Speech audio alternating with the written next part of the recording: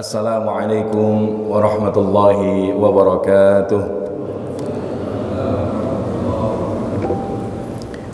Innal hamdalillah nahmaduhu wa nasta'inuhu wa nastaghfiruhu wa natubu ilayh wa na'udzu billahi min shururi anfusina min sayyiati a'malina may yahdihillahu fala mudilla lahu wa may yudlil falan tajida lahu waliyyan mursyida. Ashhadu an la ilaha illallah wahdahu la syarika lah wa ashhadu anna nabiyyana Muhammadan abduhu wa rasuluhu la nabiyya wa la rasula ba'dah. Allahumma salli wa sallim ala nabiyyina Muhammad sallallahu alaihi wasallam wa ala alihi wa ashabihi wa man tabi'ahum bi ihsanin ila yaumiddin. Amma ba'd. Subhanaka la ilma lana illa ma 'allamtana innaka antal alimul hakim wa la hawla wa la quwwata illa billahil aliyyil azim. Allahumma rzuqna fahman nabiyyin wa hifzal mursalin wa ilhamal malaikatil muqarrabin ya fattah ya alim iftah lana qulubana futuhal 'arifin wansur alaina min khazaini rahmatika ya arhamar rahimin. Fadilatul mukarramun, Bapak Ibu jamaah salat subuh Masjid Al-Aqsa Permata Bintaro yang insyaallah diberkahi dan dirahmati Allah Subhanahu wa taala. Bagaimana kabarnya Bapak Ibu pagi hari ini? Alhamdulillah. Semoga lafaz hamdalah memantaskan kita menjadi bagian di antara hamba-hamba Allah Subhanahu wa ta'ala yang memiliki nilai keutamaan di sisi Allah di yaumil qiyamah nanti. Karena salah satu dari satu hadis Nabi sallallahu alaihi wasallam di mana Nabi sallallahu alaihi wasallam menyampaikan inna afdhala ibadillahi yaumal qiyamah alhammadun. Sesungguhnya orang yang memiliki keafdalan, memiliki keutamaan kedudukan di sisi Allah Subhanahu wa ta'ala di hari kiamat nanti adalah kelompok al-hammadun, adalah kelompok orang-orang yang banyak mengucapkan alhamdulillah. Makanya ketika kita mampu mengucapkan alhamdulillah, mudah-mudahan Allah masih menitipkan rasa syukur di dalam diri kita, sehingga dengannya Allah akan anugerahkan begitu banyak kebaikan-kebaikan dengan keberadaan syukur kita tersebut. Dan di antara yang paling kita harapkan adalah semoga Allah Subhanahu wa ta'ala menjadikan kesyukuran-kesyukuran kita itu mendorong kita untuk semakin taat kepadanya. Karena dengan Allah anugerahkan nikmat kepada kita, salah satu esensi kesyukuran adalah menggunakan nikmat itu di dalam rangka mendekatkan diri kepada Allah. Kalau ternyata kemudian dengan nikmat-nikmat yang Allah berikan tidak membuat kita lebih dekat kepada Allah, maka bukan tidak mungkin nikmat-nikmat itu akan menjadi baliyah, menjadi musibah, menjadi hal yang malah membawa kemudaratan di dalam kehidupan kita.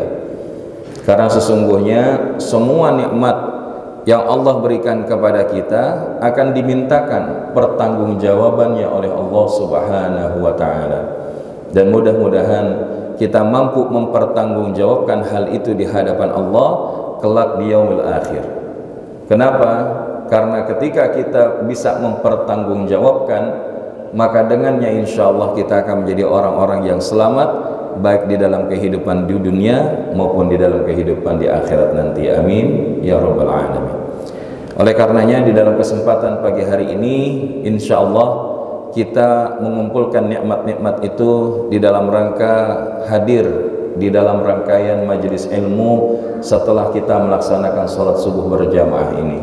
Semoga Allah berikan kefahaman kepada kita, Allah hujamkan kebaikan petunjuknya di dalam hati-hati kita, dan kita mampu menjadi hambanya yang berjalan dengan penuh ridho dan cintanya. Amin ya rabbal alamin. Bapak Ibu jamaah yang dirahmati Allah, insya Allah di kesempatan pagi hari ini tema kajian kita adalah 7 amazing prayers. Every miracle comes from prayer. 7 doa yang menakjubkan, karena sesungguhnya semua keajaiban bukan tidak mungkin datangnya adalah dari atau diawali dari sebuah doa atau munajat. Dan ada satu hal yang menarik dikemukakan oleh para ulama, bahwa kaitan zikir dan munajat ini menarik. Kenapa? Karena disebutkan man syaghalahu dzikri an mas'alati a'taituhu afdhala ma u'tiya sa'ilin. Siapa yang disibukkan oleh banyak berzikir kepadaku sehingga berdoa kepadaku maka aku beri dia lebih baik dari apa yang aku berikan kepada orang yang meminta-minta. Dan ini adalah kutipan dari hadis qudsi di mana Allah Subhanahu wa taala berfirman kepada Rasulullah sallallahu alaihi wasallam. Artinya apa?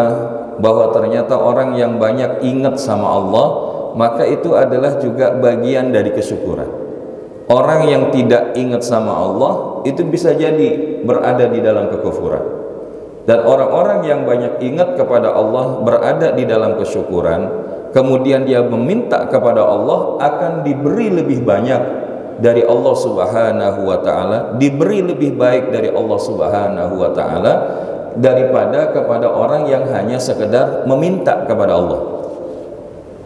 Contohnya kita Bapak Ibu, kalau kita hari ini sebagai seorang pemegang tanggung jawab di sebuah organisasi atau perusahaan, ada pihak lain datang kepada kita, kemudian dia mengawalinya dengan kata-kata kebaikan, bahwa alhamdulillah perusahaan ini telah melakukan ini dan itu, organisasi ini telah melakukan ini dan itu, dan kemudian setelah itu di ujungnya dia menyampaikan permintaan. Kira-kira kita sebagai penanggung jawabnya dikasih nggak Bapak Ibu? Dibandingkan orang yang datang tiba-tiba nggak ada angin, nggak ada hujan, Pak, ini saya punya permintaan gini, tolong kasih saya gitu. Kira-kira peluangnya dikasihnya besar atau kecil? Nah ini kalau sama makhluk saja seperti itu, masa iya kita sama Allah tiba-tiba nggak tedeng aling-aling minta gitu ya. Makanya bahkan di dalam sholat kita pernah kita sampaikan, kita lebih banyak mujinya daripada mintanya, betul atau tidak? Dalam satu rakaat perbandingannya adalah 5 kali muji, 1 kali kita minta. Pada saat kapan kita muji Allah? Pada saat kita setelah takbiratul ihram, doa iftitah, kita baca Al-Fatihah, di antara ayatnya alhamdulillahi rabbil alamin. Nah ini pujian yang pertama, segala puji hanya milik Allah Rabb semesta alam. Kemudian kita ruku, Allahu Akbar, kita baca apa Bapak Ibu? Yang umum, subhana rabbiyal azimi wa bihamdi. Coba lihat, wa bihamdi, ini yang kedua. Kemudian kita i'tidal, sami'allahu liman hamidah, rabbana walakal hamd. Berarti berapa? Ketiga ya. Kemudian sujud 2 kali, Allahu Akbar, subhana rabbiyal a'la wa bihamdi, 2 kali. Maka sudah 5, betul? Nah, kapan kita minta? Kapan kita minta? Ya, pada saat duduk di antara 2 sujud. Ya. Apa yang kita minta? Rabbil firli warhamni wajburni warfa'ni warzuqni wahdini wa'afini wa'fu anni. Ini muji atau minta? Muji atau minta? Banyakan muji apa minta? Tapi sekali minta, mintanya sedikit apa banyak? Ini manusia banget apa enggak? Makanya kita tuh minta sama Allah Subhanahu wa taala. Walaupun sekali lagi kita banyak memuji Allah, tapi juga ketika kita banyak memuji dan kita meminta kepada Allah, peluangnya lebih besar dikabul oleh Allah Subhanahu wa taala, diberi oleh Allah Subhanahu wa taala daripada kita sekedar meminta.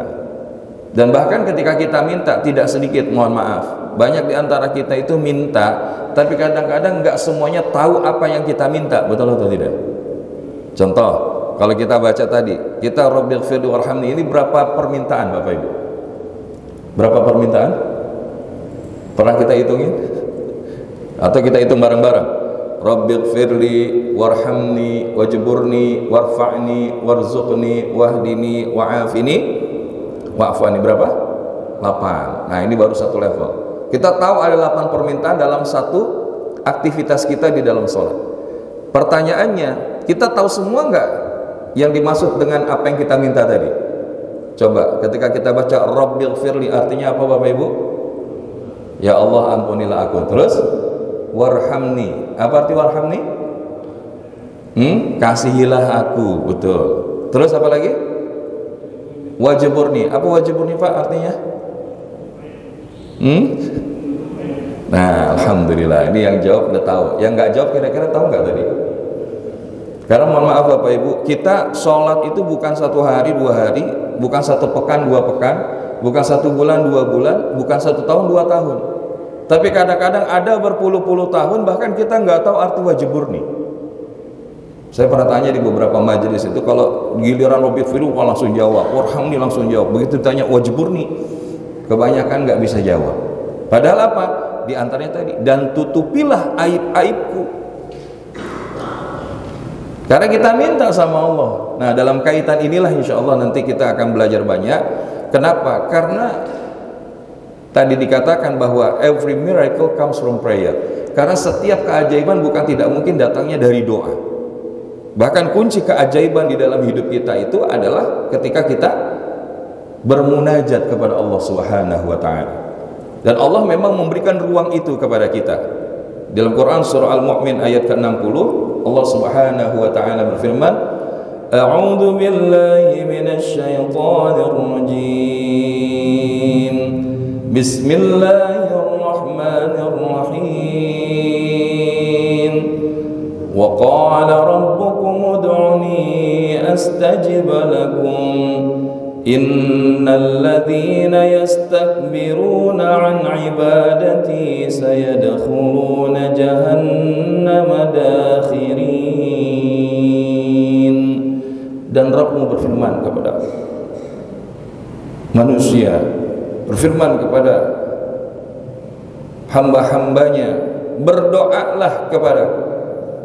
Dan Allah berkata, mintalah kepadaku, niscaya akan kuperkenankan bagimu, sesungguhnya orang-orang yang menyombongkan diri daripada menyembahku akan masuk ke dalam neraka jahanam dalam keadaan hina. Maka Bapak Ibu jamaah yang dirahmati Allah Subhanahu wa taala, jadi kalau kita bicara tentang doa, maka ini sesuatu yang sudah kita lakukan dari semenjak kita faham, dari semenjak kita kecil belajar agama, menjalankan agama sebagai seorang muslim. Tapi ketika kita memaknai doa, mungkin belum semua hari ini kita memaknai yang seperti itu.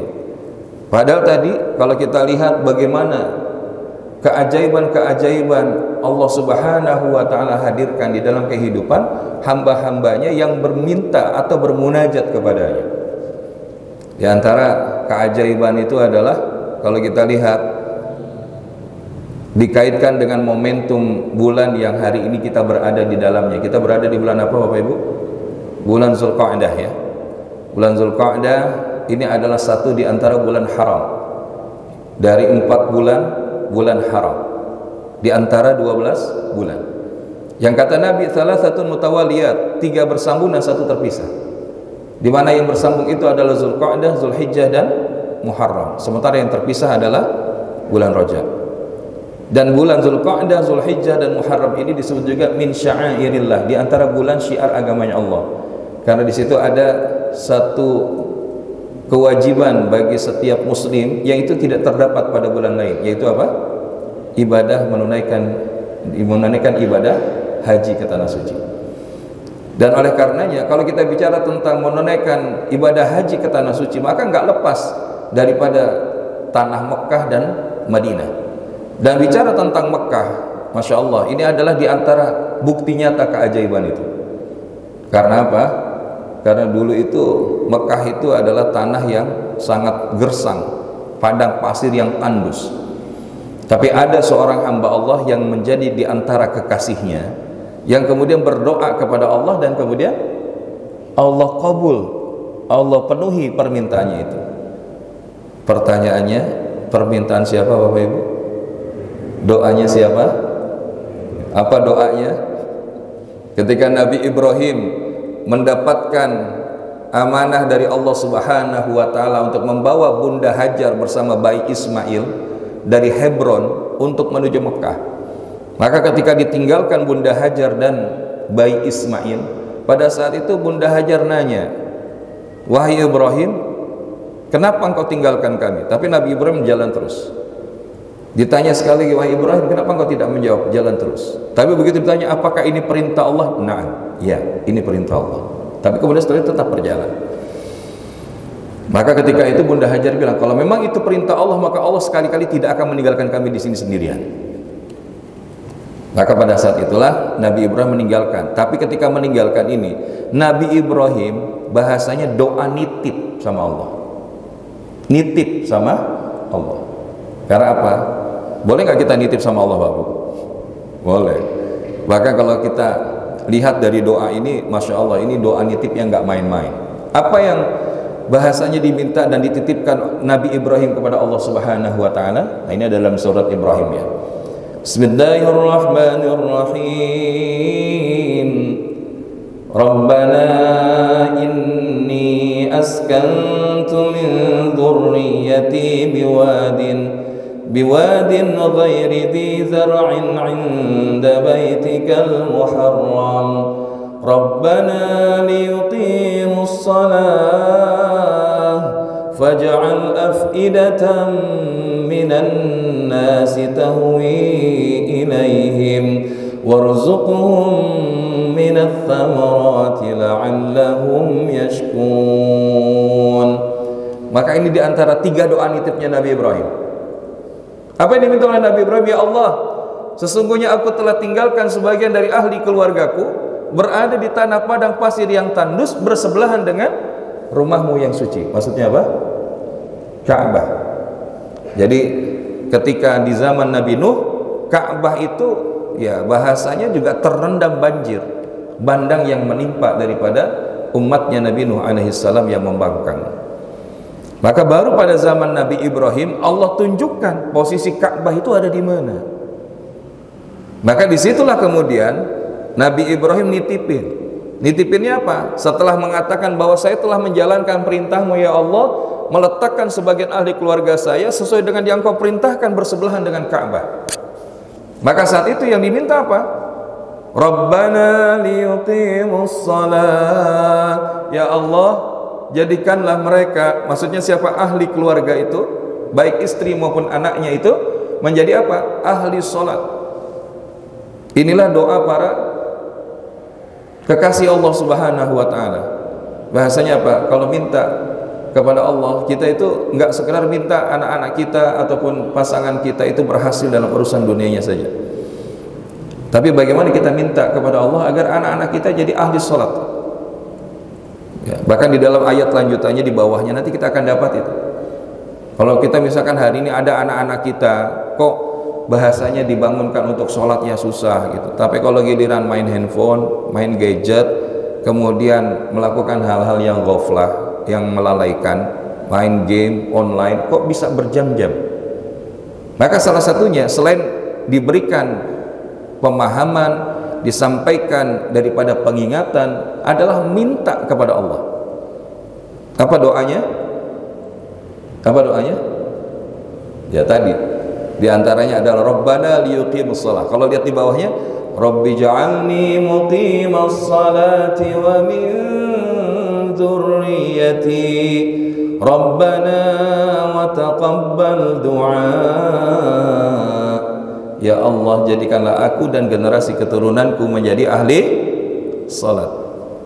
Ya. Karena Engkaulah Rabb yang Maha mengabulkan doa.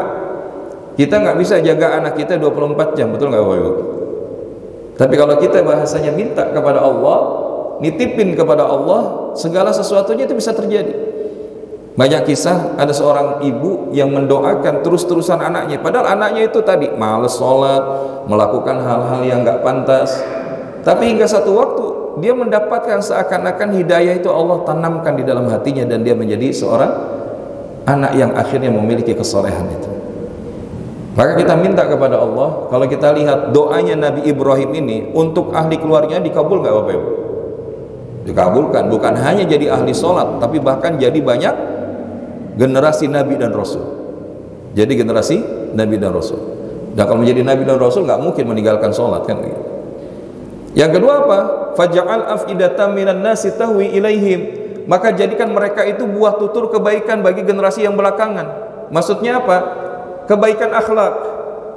Kalau sudah kita minta ahli keluarga kita ahli salat, tapi kalau dia kemudian akhlaknya nggak baik, pernah di zaman Nabi itu ada yang bilang, ya Rasulullah, bagaimana keadaan seseorang yang padahal dia rajin ibadah, bagus amalnya, bahkan sholat malamnya nggak ditinggal, tapi hobinya ngomongin orang, menyakiti tetangganya. Kira-kira posisinya ada di mana ya Rasulullah? Finnar. Maka Rasulullah langsung menjawab, di dalam neraka. Karena di antara kemuliaan seseorang itu adalah ketika memiliki apa? Akhlak yang mulia. Dalam kesempatan ada seorang sahabat maju dari depan Rasulullah, ya Rasulullah, apa yang paling utama dilakukan oleh seorang hamba? Akhlak yang mulia. Dia datang lagi dari arah sebelah kanan di tengah kerumunan di saat mendekati Rasulullah, ya Rasulullah, apa yang paling utama? Akhlak mulia. Kemudian dia datang lagi dari sebelah kiri, kemudian dia tanya, apa lagi yang paling utama ya Rasulullah? Akhlak mulia. Dari belakang dia tanya, ya Rasulullah, apa yang paling utama? Maka sekali Rasulullah membalikkan badannya mengatakan, apakah engkau nggak paham bahwa kemuliaan itu ada pada akhlak mulia? Lalu selanjutnya apa? La taghdab, jangan kau marah. Al-Qamaqalan Nabi SAW. Salah satu akhlak mulia itu Pak Bu adalah ketika seseorang itu minimal tidak menuruti emosinya. Makanya bahasa orang yang bertakwa itu salah satunya apa? Wal kadhiminal ghaidha wal 'afina 'anil nas wallahu yuhibbul muhsinin. Dan mereka mampu mengendalikan amarahnya. Bahkan bukan hanya mampu mengendalikan amarah, kalau bahasa guru kami yang lain itu adalah mengubah energi marah menjadi energi cinta. Itu wal kaziminal ghaidha, itu mengubah energi emosi negatif menjadi emosi yang positif. Sehingga efeknya apa? Dia akan mudah forgiveness, mudah memaafkan kesalahan orang lain. Kita hari ini hidup terlalu banyak tekanan. Karena apa? Karena kita sulit untuk menerima dari kondisi yang kita alami dari orang-orang lain di sekitar kita. Betul nggak Bapak Ibu? Dan Allah menyukai orang-orang yang berbuat kebaikan. Dan kebaikan yang dilakukan oleh keluarga Nabi Ibrahim alaihissalam ini luar biasa. Buktinya apa? Sekarang kalau kita ibadah haji, kalau kita umrah, kita Idul Adha, kira-kira merujuknya kepada keluarga siapa itu? Keluarga Nabi Ibrahim. Makanya kalau kita nanti insya Allah satu kesempatan kita bahas apa golden wisdom on Hajj. Ada kebijakan ataupun kebijaksanaan yang bernilai emas di dalam pelaksanaan ibadah haji kita. Salah satunya saja, kalau kita mengambil sebentar lagi insya Allah sebagian keluarga kita yang insya Allah menunaikan ibadah haji sudah gelombang pertama sudah jalan ya. Dan mudah-mudahan kalau ada di antara jamaah Al-Aqsa, Allah berikan kebaikan saat kepergian, ya keselamatan pada saat di sana hingga kembalinya membawa haji yang mabrurah. Tapi ada satu tuh Pak, kalau kita kan bahasanya tuh ketika selesai apa istilahnya bersiap-siap menggunakan pakaian ihram, mengambil titik miqat, maka kita baca apa itu? Ya, baca niat hajian atau niat umrah. Setelah itu kita ikuti dengan talbiyah, betul? Nah kalau talbiyah itu bukan sekedar bacaan saja Pak, tapi itu sebuah spirit. Bahkan ada 4 spirit dalam kalimat talbiyah. Ketika kita kemudian labbaik Allahumma labbaik, labbaik la syarika laka labbaik, innal hamda wan ni'mata laka wal mulk la syarika lak. Maka ini ada 4 semangat yang harusnya kita dapat. Labbaik Allahumma labbaik, ini ruhul istijabah. Ruhul istijabah, semangat untuk memenuhi panggilan Allah Subhanahu wa taala. Karena Allah memberikan undangan kepada kita itu, ada yang 1 hari 5 kali, ada yang 1 tahun 1 bulan, ada yang 1 pekan itu 1 kali, dan ada yang seumur hidup paling tidak minimal sekali. Yang sekali itu apa? Menunaikan ibadah haji. Makanya ketika kita datang ke sana itu bukan karena kita punya uang, bukan karena semata-mata kita punya tenaga, tapi apa? Karena Allahnya manggil kita dan kita memenuhi panggilan Allah itu. Sehingga kalau kita hari ini pakai yang reguler Bapak Ibu, itu kemarin ada saudara kami di Bogor daftar tahun ini, maka 25 tahun itu di Bogor ya. Kalau kita memang ada rezeki, ada kuota haji amil, ada kuota haji furoda. Kalau furoda itu sekitar 18.000 US ya, sekitar hampir 250-an, variatif sampai ada 350-an. Tapi kalau kita lihat, aduh Ustaz kok buat pergi haji mahal sekali. Nah, ini tinggal kita balikin tadi. Makanya bahasanya apa? Ruhul istijabah. Fafirru ilallah. Kalau urusannya sama Allah itu, kita berlari Bapak Ibu. Jangan bahasanya udah nanti aja kalau ada rezekinya gitu.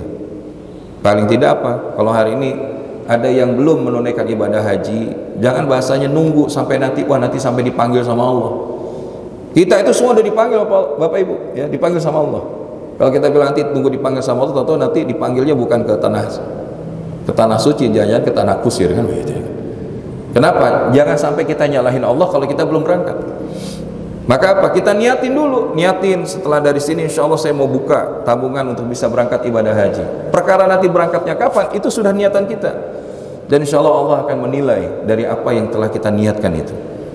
Maka ruhul istijabah, labbaik Allahumma labbaik, ya Allah kami datang, ya Allah hamba datang, ya Allah memenuhi panggilan. Itu kan panggilan yang Masya Allah ya Bapak Ibu ya, jawaban panggilan. Kalau anak kita panggil nak, terus dia jawab hah? Kira-kira enak gak Bu? Atau iya apa sih Abi manggil-manggil mulu gitu misalnya. Tapi kalau anak kita datang labbaik Abi, labbaik Umi, wah itu enaknya luar biasa. Apalagi kita sama Allah Bapak Ibu. Allah itu senang kalau hambanya itu menujunya. Bahasanya apa? Itu yang pertama, ruhul istijabah, semangat untuk memenuhi panggilan Allah. Yang kedua apa? Labbaik la syarika laka labbaik, ya Allah kami datang, hamba datang ya Allah, dan tidak mensekutukan engkau dengan apapun gitu. Maksudnya apa? Ruhut tauhid, ruhut tauhid, bahwa kita kesana itu mentauhidkan Allah. Maka kalau bahasa tauhid, lepaskan bintang kita, lepaskan pangkat jabatan kita, karena pada saat menggunakan pakaian ihram kita nggak ada bedanya Bapak Ibu, nggak ada bedanya. Walaupun kemudian ada privilege ya orang-orang tertentu, ya bisa jadi itu diantara kebaikan yang Allah berikan, tapi pada dasarnya tidak ada yang membedakan kita dengan yang lain pada saat menggunakan kain ihram itu. Dan inilah esensi ketauhidan kita kepada Allah. Karena Allah tidak meletakkan kemuliaan itu pada harta, Allah tidak meletakkan kemuliaan itu pada pangkat jabatan kita, akan tetapi Allah meletakkan kemuliaan itu pada ketakwaan kita. Inna akramakum indallahi atqakum. Maka orang-orang yang paling mulia itu apa? Yang paling mentauhidkan Allah Subhanahu wa taala. Kemudian apa? Innal hamda wan ni'mata laka wal mulk. Maka ini adalah ruhu syukur. Kita datang ke sana itu dengan semangat kesyukuran. Allah telah milih kita dari sekian ratus juta umat Islam, maka kemudian ada orang yang Allah izinkan sampai ke sana, itu perlu disyukuri. Dan tadi esensi syukur itu gunakan di dalam rangka mendekat kepada Allah. Jangan begitu sampai di sana kita sibuk belanja, kita sibuk hanya sekedar untuk siapin oleh-oleh. Walaupun itu nggak salah, nggak sepenuhnya salah. Tapi Sayyidina Umar pernah mengatakan al-hajjul qalil warbanun katsir. Yang haji sedikit, tapi yang banyak apa? Wisatawan, turis, pelancong. Maka jangan sampai kita bahasakan itu datang ke sana itu cuma mau jalan-jalan. Walaupun itu bagus, tapi niatkan ke sana itu untuk ibadah. Sehingga kalau kita dengan semangat syukur, ada waktu ya kita baca Quran, ada waktu kita umroh, ada waktu kemudian kita ziarah, banyak hal yang bisa kita lakukan. Ikut hadir di majelis ilmu yang ada di Masjidil Nabawi, yang ada di Masjidil Haram, maka insya Allah akan jadi kebaikan. Tawaf, melakukan kebaikan-kebaikan di Mekah, melakukan kebaikan-kebaikan di Madinah, berdoa, banyak hal yang bisa kita lakukan. Karena banyak, mohon maaf, kadang-kadang kalau kita berangkat dengan tanpa persiapan, yang ada itu ujungnya bisa penyesalan.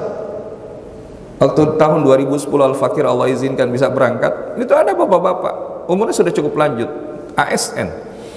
Kemudian ya pas sampai di sana mendekati dari setelah kemudian pelaksanaan di Mina begitu ya, di Armina, maka beliau sempat sakit terus kemudian akhirnya pas balik lagi sudah siap-siap karena kita gelombang 2 kan lama di Madinah.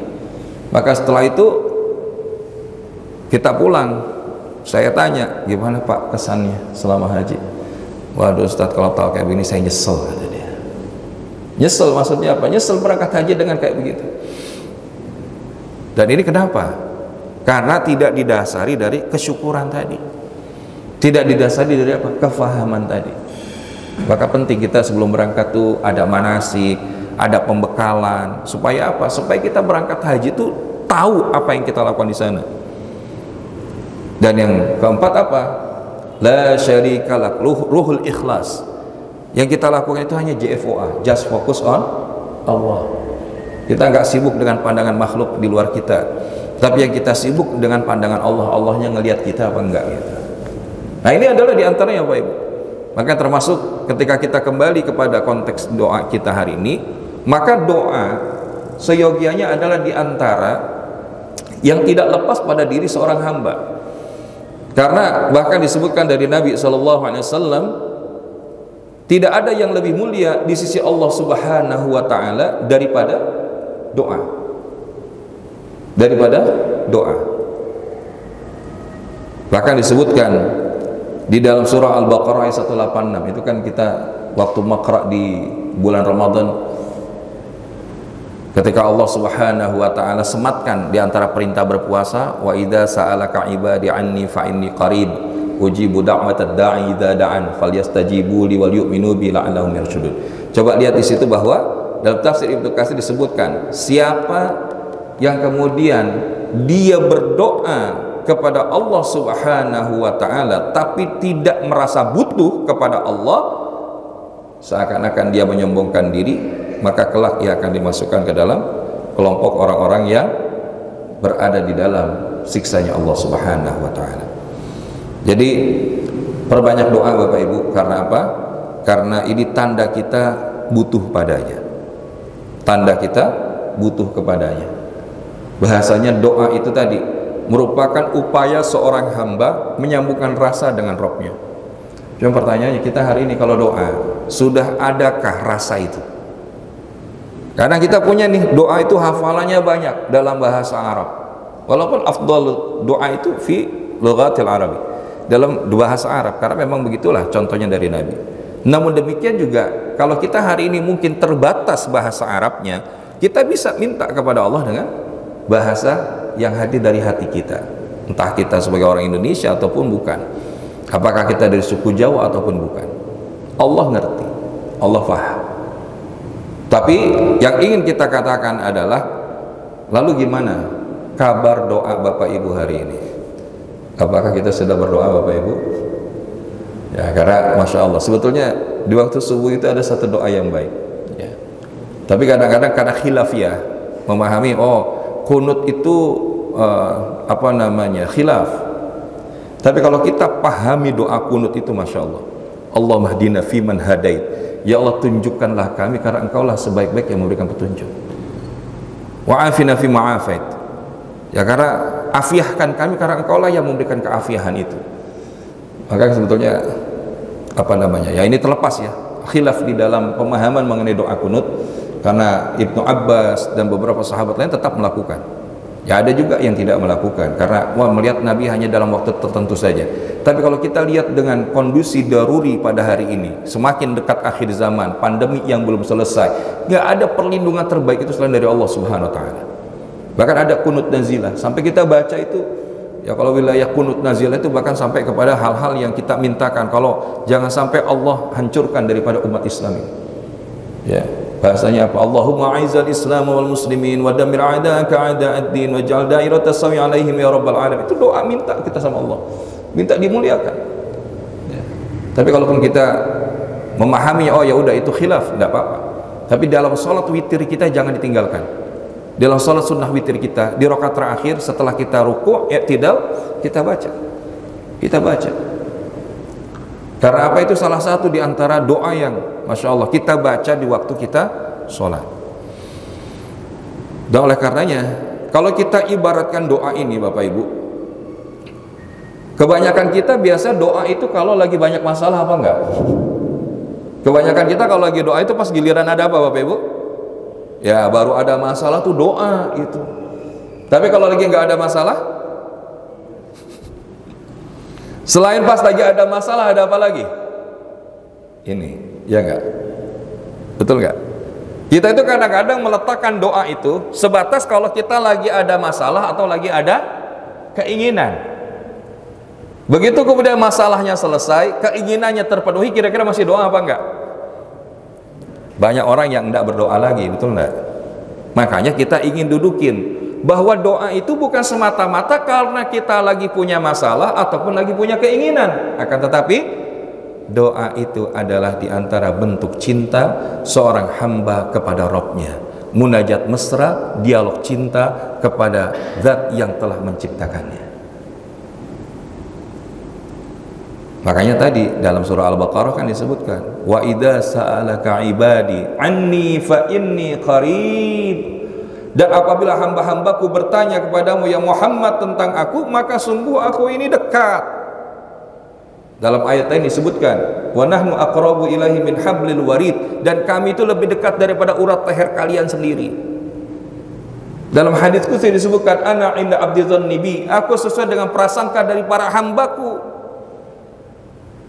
Makanya kalau kita lihat nih perkara doa ini Bapak Ibu, kelihatannya sepele, tapi banyak di antara kita yang akhirnya karena tidak faham akan doa itu isti'jalat doa, menjadi orang yang tergesa-gesa. Ya Allah, saya udah doa sekian tahun tapi kok nggak dikabul-kabul ya Allah, kan gitu ya. Ada nggak yang kayak gitu?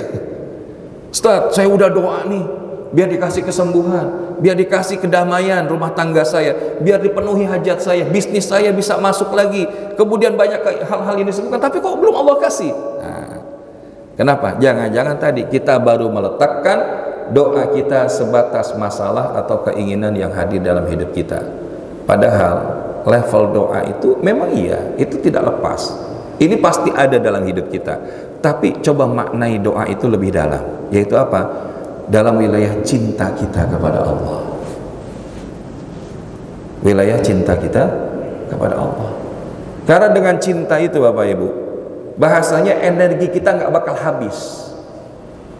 Orang kalau cinta sama Allah, dan memang orang yang cinta sama Allah itu siapa?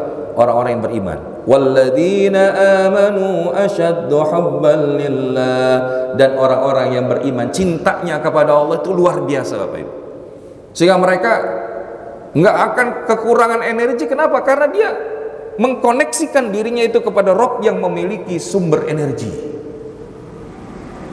ya. Maka kalau kita lihat, Masya Allah, generasi para salafun soleh, mereka menghabiskan malamnya itu bahkan nggak tidur untuk mendirikan rokat-rokat qiyamul lail, kemudian menulis kitab, menghafalkan, membaca Al-Quran, dan di siang hari mereka, Masya Allah, seakan-akan nggak kehilangan energi. Bahkan bahasanya itu karuhban fi waqtin nahar, karuhban fi waqtil lail, wa kal fursan fi waqtin nahar. Mereka itu seperti rahib di malam hari, tapi kalau siang hari itu nggak gara-gara qiyamul lail, nggak gara-gara banyak doa itu kemudian jadi orang lemes di siang harinya, enggak ya. Seorang muslim itu harus punya energi. Kalau nggak punya energi itu tanda-tanda low energy, low bed. Dan ibarat mobil, maka mobil nggak bisa bergerak kalau dia nggak ada bensinnya. Begitu juga manusia nggak bisa bergerak kalau nggak ada energinya. Bensinnya itu apa? Doa. Bahan bakarnya itu apa? Doa. Seorang Nabi Yunus alaihissalam, seorang Nabi Ayub alaihissalam, ketika mereka berada di dalam kepayahan yang luar biasa, Nabi Yunus dalam perut ikan, di dalam kegelapan malam, kegelapan perut ikan, kegelapan lautan, maka energi yang dimiliki oleh Nabi Yunus adalah munajatnya kepada Allah. Apa munajatnya itu?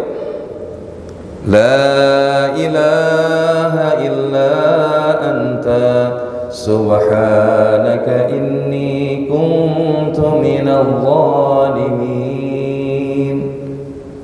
Keluar nggak dari perut ikan?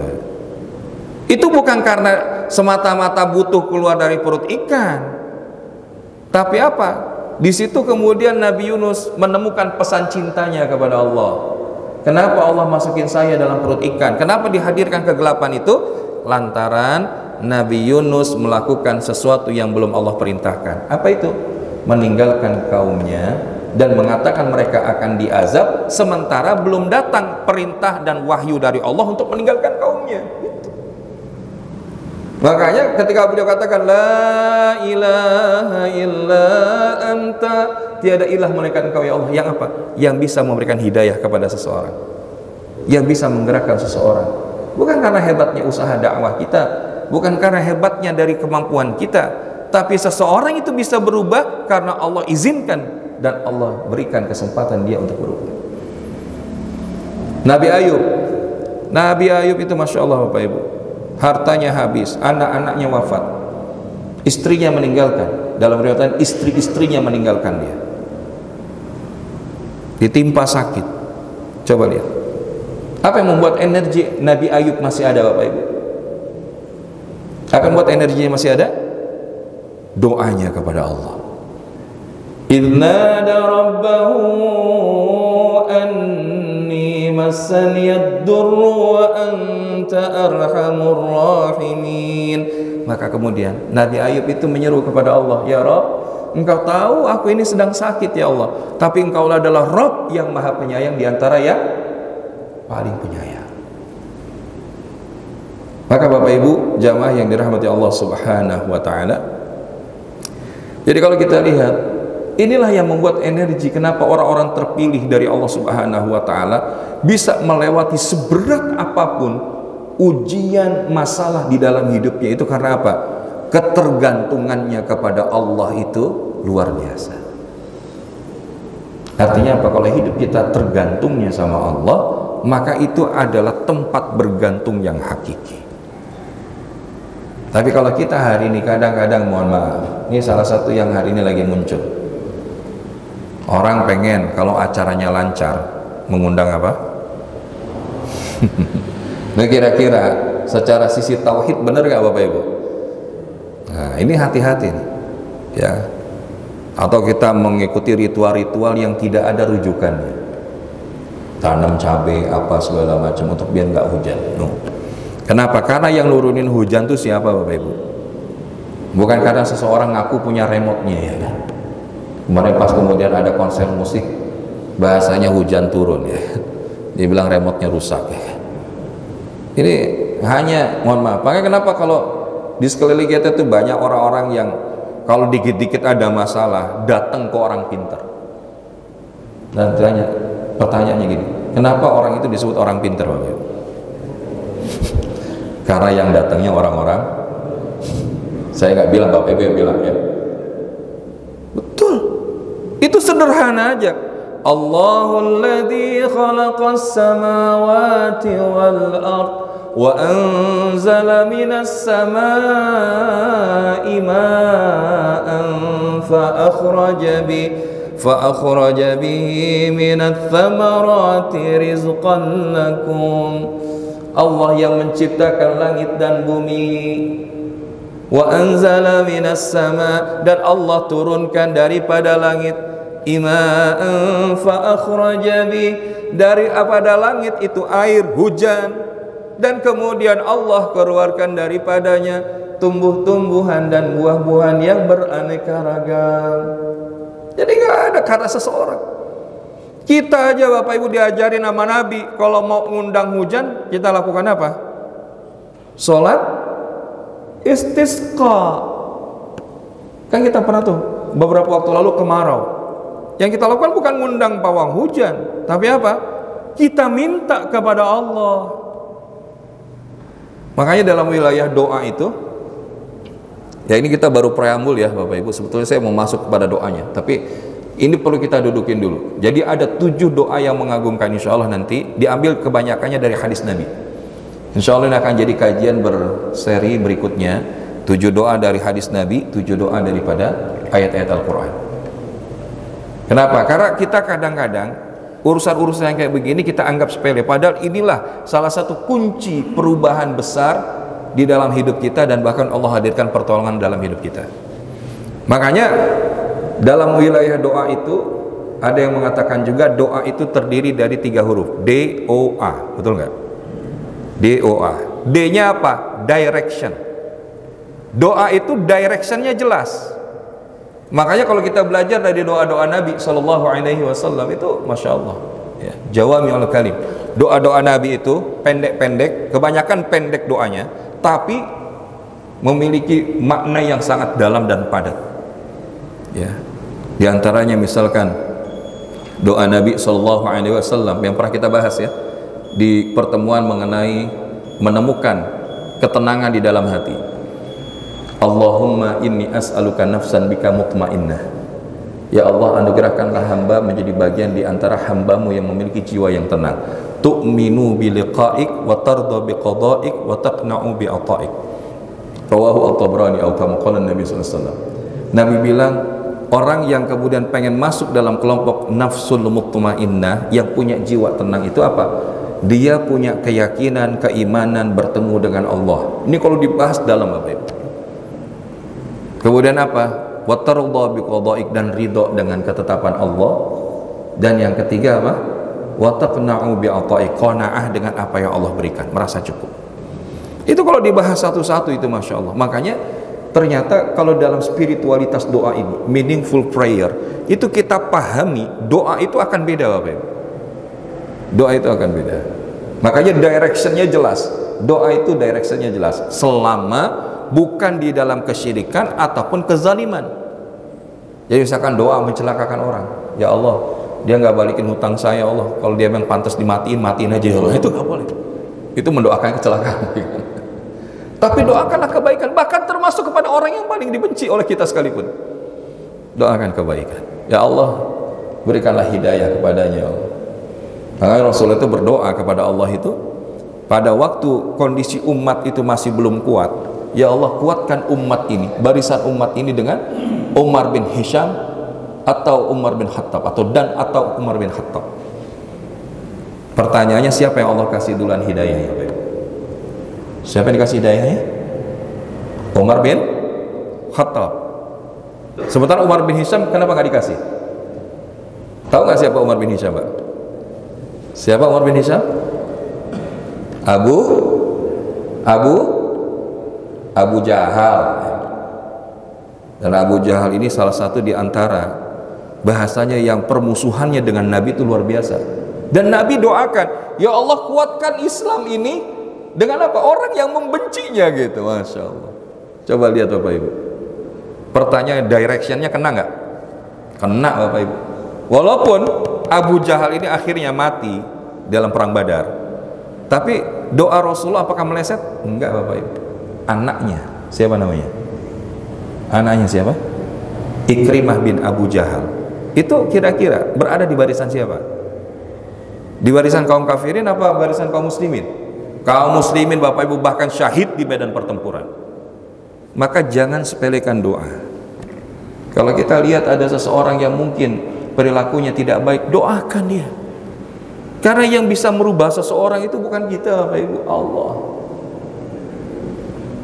Dan di sisi lain Sayyidina Umar udah pengen nenteng pedang mau bunuh Nabi, tapi Allah kasih hidayah. Begitu mendengar bacaan Toha ma anzalna 'alaikal qur'ana litashqa, jatuh tuh pedang. Kenapa? Nggak mungkin, karena dulu itu orang yang paling tinggi, kalau bahasa kita, kedudukannya di masa jahiliyah itu adalah mereka para pujangga, mereka para ahli puisi, retorika.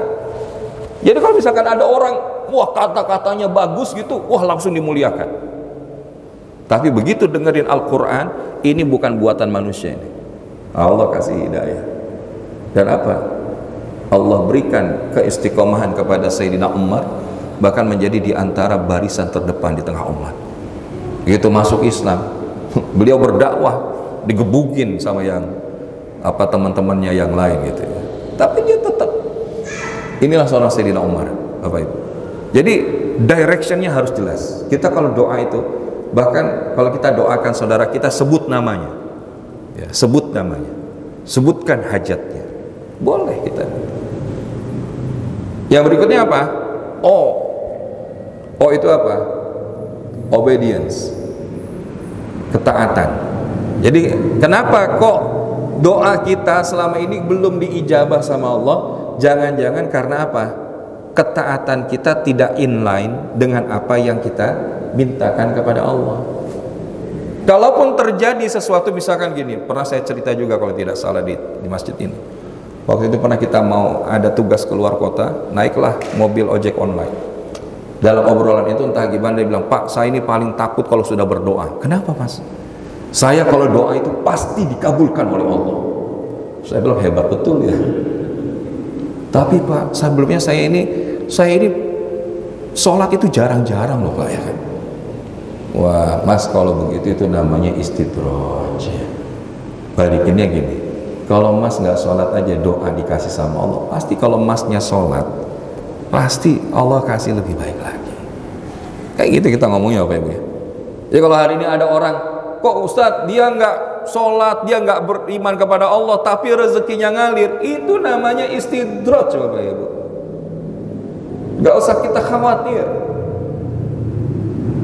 asalkan tadi falyastajibu li wal yu'minu bi la'allahum yarshudun. Maka penuhi segala perintah Allah, beriman kepada Allah. Maka pernah Bapak Ibu ya, ada orang yang berdoa kata Nabi itu dalam kondisi kusut masai seperti dia dalam perjalanan. Nah ini berarti diantara doa mustajab apa? Lagi safar. Dia kemudian menengadahkan tangannya, maka ini diantara adab berdoa. Bahkan dalam satu hadis sebut apa? Nabi mengangkat tangannya itu sejajar dengan wajahnya, ya, dan mentautkan seperti ini. Berdoa kan kita lagi butuh sama Allah kan. Kemudian apa?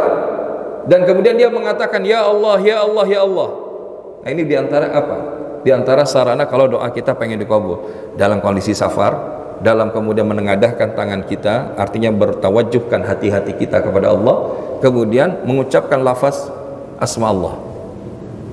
Tapi kemudian apa? Dia makan dari makanan yang haram, dia minum dari minuman yang haram, dia menggunakan pakaian dari jalan yang haram. Lalu bagaimana mungkin Allah akan mengabulkan doa-doanya itu? Jadi apa? Hijab doa. Kalau para ulama menyebutkan hijab doa. Kenapa doa kita kemudian tidak terpenuhi, terkabul oleh Allah SWT?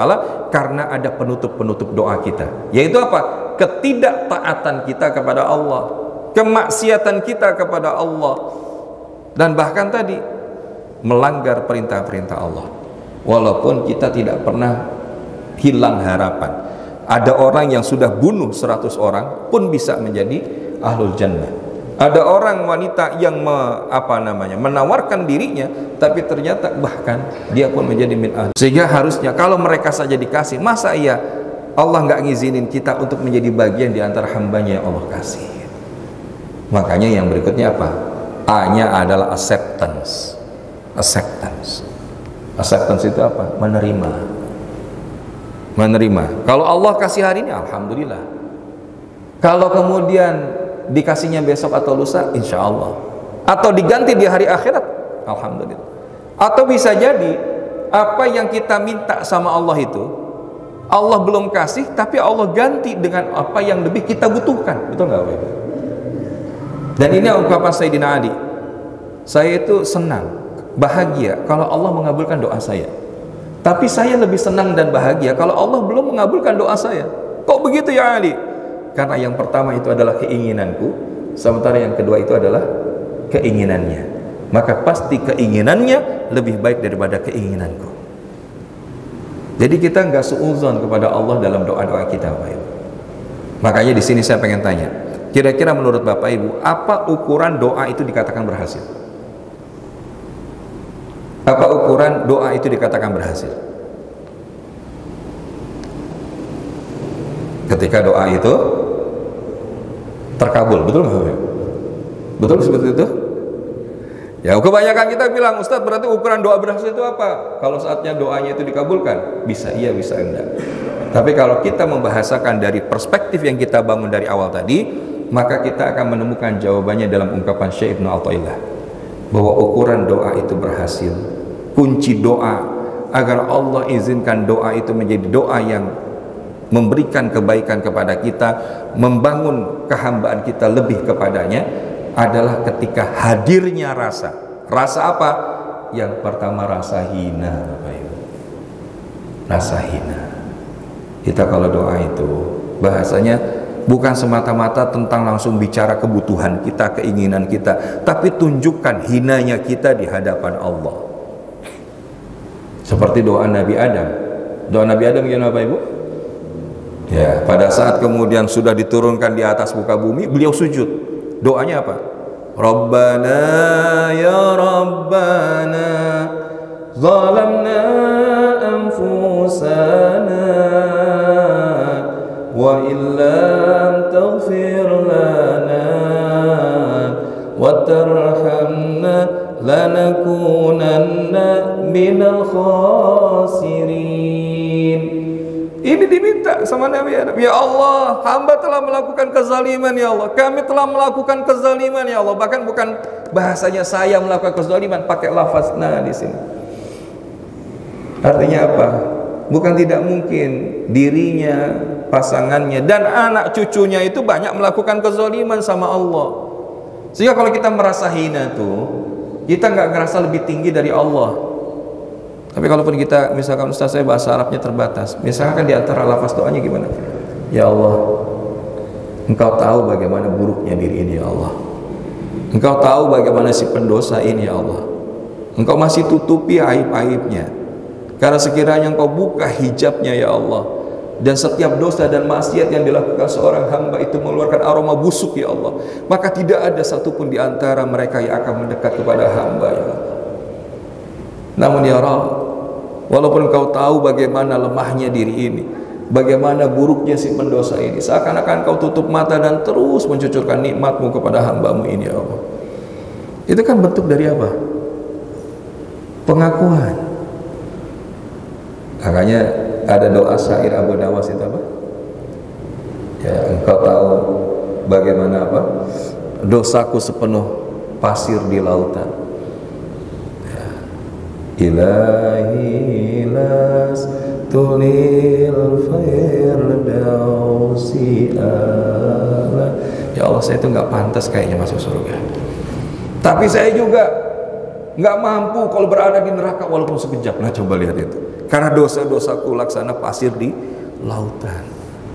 Jadi kunci bagaimana agar doa-doa kita insya Allah Allah ijabah adalah hadirkan rasa hina dulu. Doa Nabi Yunus tadi, la ilaha illa anta subhanaka inni kuntu minal zalimin. Ngaku sama Allah, ngaku. Karena kita tutupin, Allah tahu. Kita hadirin tertutup karena Allah jagain. Makanya tadi wajiburni dalam sholat kita, ketika kita bilang wajiburni, ya Allah, aib ini kebanyakan ya Allah. Kalau Engkau nggak tutupin, mungkin hari ini sekali lagi kita nggak bisa hidup seperti sekarang. Dan yang kedua, selain rasa hina, hadirkan rasa butuh. Karena kalau bukan Allah, lalu siapa lagi yang akan memenuhi keinginan kita? Dan inilah kita belajar dari doanya Nabi Musa alaihissalam. Ketika ia keluar dari Mesir, karena bahasanya ketika memisahkan perseteruan seorang dari Bani Israel dan tentaranya Fir'aun, maka ketika dipisahkan, entah bagaimana tentara Fir'aun ini kemudian mengalami kecelakaan dan mati. Dan ketika kematian itu tersebar infonya, dikejar tuh Nabi Musa. Nah pada saat dikejar itu Nabi Musa keluar dari Mesir dengan keadaan rasa takut. Takut yang murakkab, yang saking berlipat-lipat. Sampai sebelum sampai di Madian, ada satu daerah di mana ada apa namanya? Ada orang-orang yang lagi antri mengambil air di sumur punya umum gitu ya. Termasuk Nabi Musa melihat ada dua orang wanita yang nunggu antrian untuk mengambil air bagi hewan ternaknya. Tapi Nabi Musa namanya keluar dari negerinya itu dalam kondisi terburu-buru, dalam keadaan takut, nyiapin perbekalan gak Bapak Ibu? Enggak. Tapi ketika itu lapar, rasanya lapar. Tapi dalam kondisi lapar itu apa yang beliau katakan? Ini doanya. Rabbi inni lima anzalta ilayya min khairin faqir. Ya Tuhanku, sesungguhnya aku sangat memerlukan sesuatu kebaikan makanan yang Kau turunkan kepadaku. Coba lihat. Pertanyaannya, dikasih nggak sama Allah? Kan ini lagi lapar nih Bapak Ibu ya, lagi lapar, butuh makan, bahasanya cuma makan siang. Tapi kemudian beliau lihat ada dua wanita tadi. Kalau kita bahasa lagi perut lapar nih, terus ada orang lagi butuh bantuan, kira-kira kita bantuin apa nggak Bapak Ibu? Lah kita aja lagi butuh bantuan, ngapain bantuin orang, kan gitu kan? Tapi Nabi Musa nggak berpikir begitu. Setelah kemudian dia lihat, wah dia lapar, tapi kemudian dia lihat ada orang yang lebih membutuhkan, maka dia datang, dia ambil air, kemudian dikasihlah kepada dua wanita itu, dan kemudian dua wanita itu pulang ke rumah. Nah, yang menarik apa? Nah, ini keajaiban doanya berjalan. Begitu sampai rumah, dua anak wanita itu mengadu kepada ayahnya. Ayahnya siapa? Ayahnya siapa? Nabi Syuaib, ya. Wahai ayah, angkatlah ia menjadi salah satu menjadi suami di antara kami, karena dia seorang yang qawiyun amin, dia orang yang kuat dan bisa dipercaya. Singkatnya, Nabi Syuaib lihat. Begitu kemudian diperintahkan dipanggil, maka ditanya, mau nggak engkau menikah dengan salah satu dari anakku ini? Wah, ini bahasanya dikasih anak, ya kan, dikasih jodoh. Diterima nggak? Diterima. Dan setelah diterima, maka engkau menetaplah di sini, dan ya ada pekerjaan di situ menggembala, maka silakan engkau juga bisa mengambil pekerjaan itu. Pertanyaannya, makan siangnya dapat nggak? Bukan cuma makan siang, dikasih istri, dikasih pekerjaan, dikasih tempat tinggal. Maka kalau kita doa itu hadir rasa hina dan butuh, bukan tidak mungkin keajaiban itu Allah hadirkan. Dan doa Nabi Musa ini, Masya Allah, ini bisa kita pakai nih. Ya, Rabbi inni lima anzalta ilayya min khairin faqir. Ya Allah, sesungguhnya aku sangat memerlukan kebaikan apapun yang kau berikan kepadaku, karena aku ini hambamu yang fakir, yang sangat butuh, karena Allah yang memenuhi kebutuhan itu.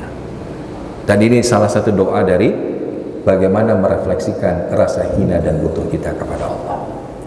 Insya Allah kita akan lanjutkan nanti di pertemuan yang akan datang 7 doanya Bapak Ibu, ya. Karena ini dudukannya dulu, supaya 7 amazing prayers ini betul-betul menjadi satu wasilah. Kalau kita sudah tahu doanya, kita amalin, kita fahami. Kalau belum, kita catat, kita jadikan di antara doa-doa yang kita baca selepas sholat kita, di waktu-waktu luang kita, di waktu-waktu khusus kita, sehingga dengannya semoga Allah hadirkan keajaiban-keajaiban pertolongannya di dalam hidup kita. Wallahu a'lam bishawab. Mudah-mudahan disampaikan ini ada manfaatnya Bapak Ibu. Jika memang ada yang ingin menambahkan atau ada pertanyaan, mungkin beberapa menit sebelum kita sholat syuruk, falyatafadhal, silakan. Assalamualaikum warahmatullahi wabarakatuh. Waalaikumsalam warahmatullahi wabarakatuh. Itu yang saya mau tanyakan adalah pada orang waktu baca doa qunut itu, Pak. Kan dia masih berdiri ya. Boleh nggak kalau nggak berdiri? Boleh. Boleh. Oke, boleh. Soal berdiri, apakah bisa kita tidak pada saat itu kita doa qunut tapi tidak berdiri gitu? Ya kalau misalkan tidak mampu berdiri ya boleh, ya kan?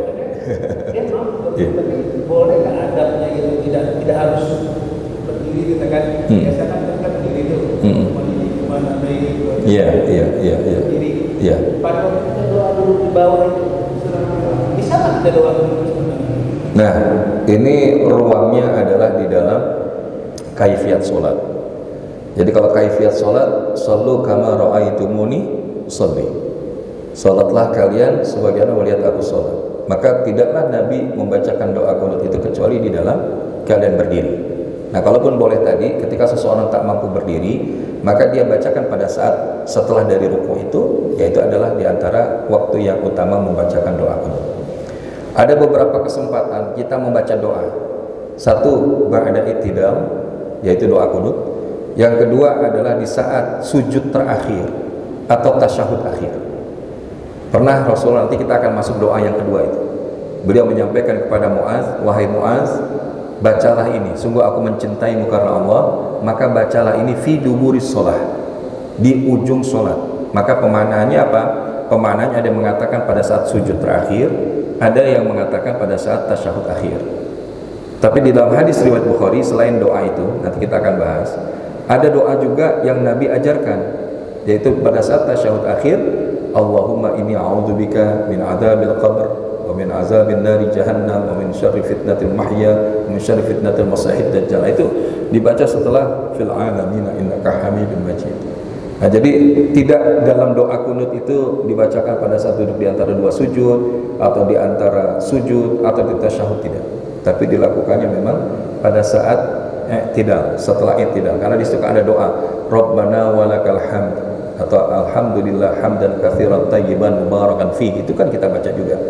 Nah, jadi memang doa kunut itu dibaca adalah pada saat seperti itu. Wallahu a'lam. Kalau waktu dia baca doa yang saya dengar ada 12 kan? Iya. Allah Bapak setengah kan diam dia. Oke. Terus lagi suaranya keluar lagi gitu. Iya. Ya, itu karena kan kalau baca nanti kita bahas boleh ya doa kunut ini secara khusus. Karena kalau yang poin pertama tadi Allahumma hdina fiman hadait wa afina fiman afait wa tawallana fiman tawallait wa barik lana fima a'tait wa qina bi rahmatika syarra ma qadait fa innaka taqdi wa la yuqda 'alaik. Nah, itu ada konteksnya apa kembali kepada individu. Tapi pun dibaca enggak jadi masalah. Ya, karena ada juga yang membacanya jahar semua. Sampai wa nastaghfiruka wa natubu ilaik falakal hamdu ala ma qadait, ditambahkan lagi ya doa yang lain gitu kan, Allahumma a'izzal islam muslimin atau Allahumma dafa'annal bala wal bala wal waba, itu bisa kita tambahkan. Jadi itu kaifiat itu selama dibaca enggak ada masalah. Tapi kalaupun kita mendiamkan itu karena ada yang memberikan rujukan demikian, karena itu fa innaka taqdi wa yuqda 'alaik wa innahu la yadhillu man walait wa la ya'izzu man 'adait tabarakta rabbana wa ta'alait falakal hamdu ala ma qadait, itu kembali kepada diri kita. Tapi kalau tadi itu kembali kepada konteks yang jamak ya, Allahumma hdina fiman hadait ya. Jadi itu lebih kepada konteks yang umum, kemudian yang berikutnya itu kepada konteks yang khusus. Nah, tapi kalaupun kita baca boleh nggak boleh ya, seperti itu. Wallahu a'lam. Insyaallah bab kunut ini menarik, nanti kita bahas ya. Terlepas tadi ya, ini tidak menjadi satu hal yang dipertentangkan. Yang mau baca kunut silahkan, enggak juga enggak apa-apa ya. Namun kalau pandangan kami ya, kunut ini sesuatu yang sangat penting untuk kita lakukan di kondisi penuh fitnah seperti hari ini gitu. Karena kalau bukan pertolongan dari Allah, pertolongan dari siapa lagi? Wallahu a'lam. Baik. Ada lagi yang lain Bapak Ibu? Atau sudah cukup? Tinggal doa makan ya. Allahumma barik lana. Baik, kalau tidak ada lagi, insyaallah mudah-mudahan di pertemuan yang akan datang kita akan bahas satu doa yang sifatnya adalah merupakan doa pengakuan dan ungkapan cinta.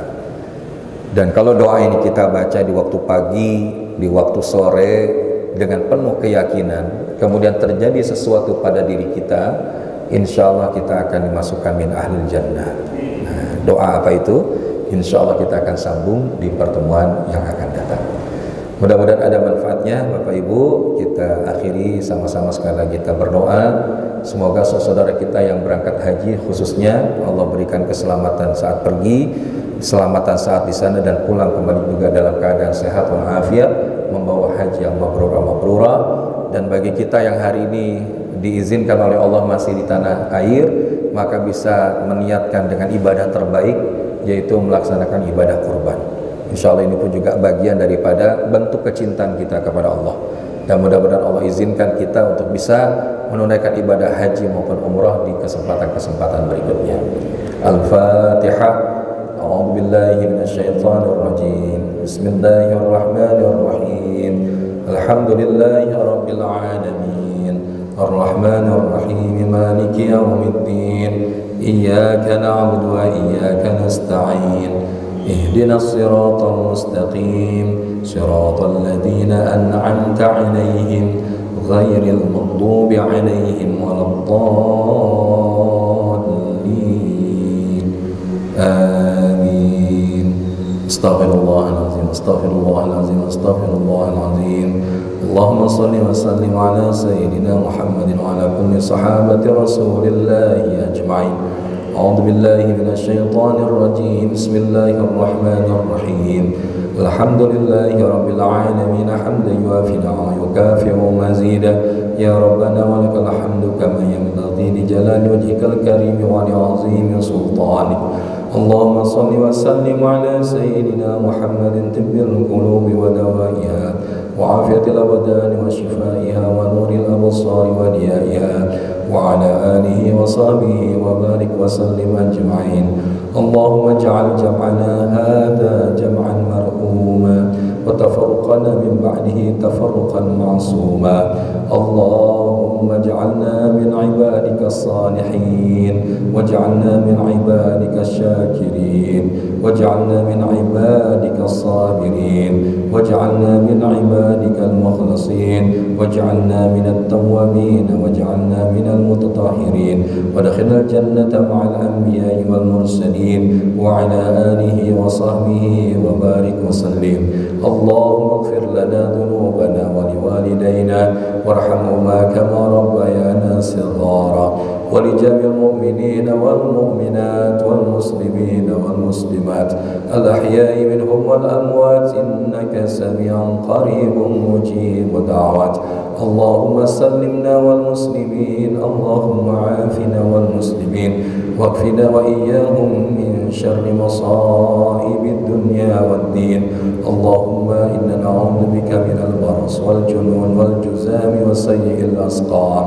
ربنا تقبل منا دعاءنا وصلاتنا وحجاتنا وتوبتنا توبة نصوحا واختم لنا يا الله بحسن الخاتمة ولا تختم علينا بسوء الخاتمة برحمتك يا أرحم الراحمين. ربنا آتنا في الدنيا حسنة وفي الآخرة حسنة وقنا عذاب النار. وصلى الله على سيدنا محمد النبي الأمي وعلى آله وصحبه وبارك وسلم. سبحانك اللهم وبحمدك أشهد أن لا إله إلا أنت أستغفرك ونتوب إليك والحمد لله رب العالمين. Demikianlah yang bisa disampaikan, mudah-mudahan ada manfaatnya. Hadanallahu wa iyyakum ajmain wal afwa minkum wa billahi taufiq wal hidayah. Wassalamualaikum warahmatullahi wabarakatuh.